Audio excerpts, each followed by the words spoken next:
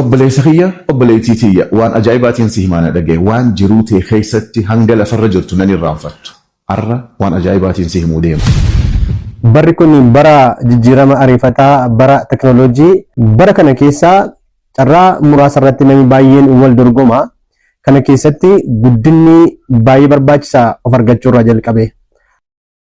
Egaa namni of argate ciminaaf hanqina isaa bara namni immoo calluma jedhee taa'uu qabu. Egaa hanqina isaa baree hanqina isaa sana fooyyeffachuu irratti hojjechuun dirqama isaati guddachuu yoo barbaade jechuudha.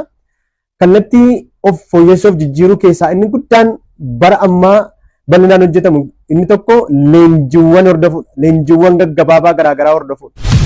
Self esteem yookaan ifitti amanamummaan ati qabdu maal fakkaatti? Ifitti amanamummaan eessaa dhufti? Ifitti amanamummaa dhabuun hoo eessaa dhufa waan jiru?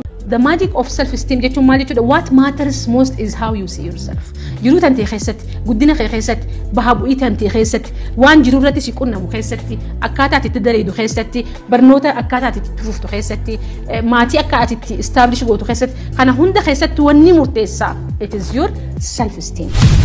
Iristiidha wanni jaan arra boodanii hafti. Ilmi namaa iristiirra wal lola. Qabeenya abbaa kiyyaa, qabeenya haadha tiyyaa, dachii haadha tiyyaa, dachii abbaa kiyyaa, fooqii abbaa kiyyaa, fooqii haadha tiyyaa. Sun faashinitti dabree jira. Namni iristiin jaarraa kana keessa, bara kana keessa iristiin haaranii dhuftee jirti. Iristiin san maalii jettanii yoo na gaafattan teeknooloojiidha. Teeknooloojiin akka addunyaatti namni hundi qooda irraa hin fudhanne kana booda lafarra jiraachuu hin danda'u.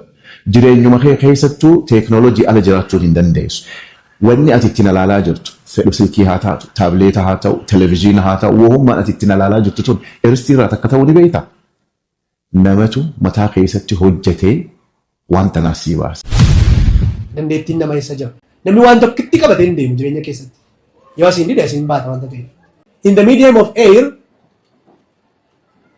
vision can go in the medium of air. Yaada jedhu kaa'ee sokke.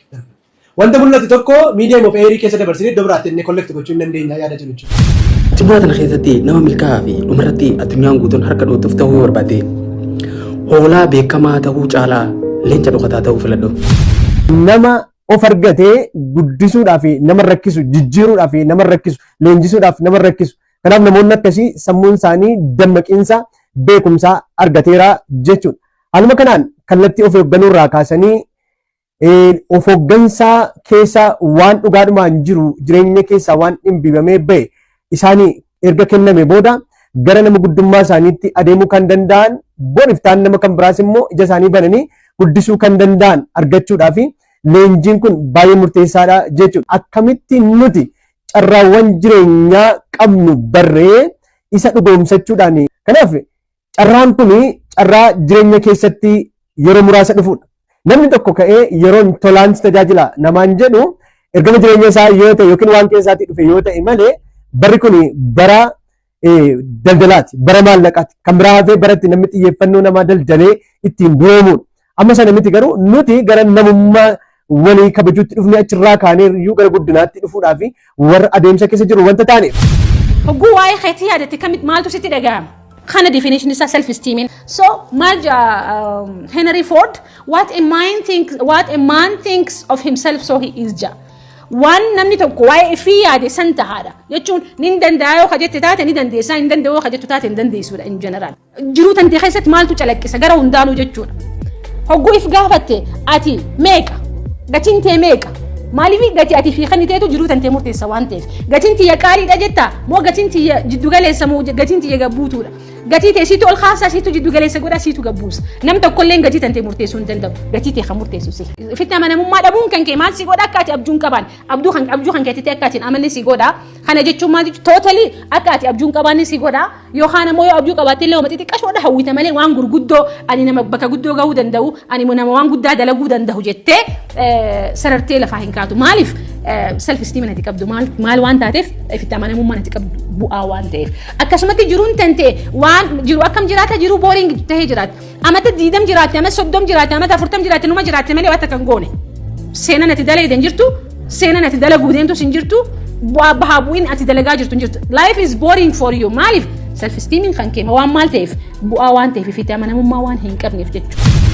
Kan social ability qabdu, communication skill itti faxaanii kan taatan, dubbattanii kan nama amansiiftan, marketing irratti hojjechuu kan dandeessan. nan danda'a moo hin danda'u tokko fedhii isaanii keessa jira moo hin jiru jireenyi immoo moor karaa kana irra moo amayyu.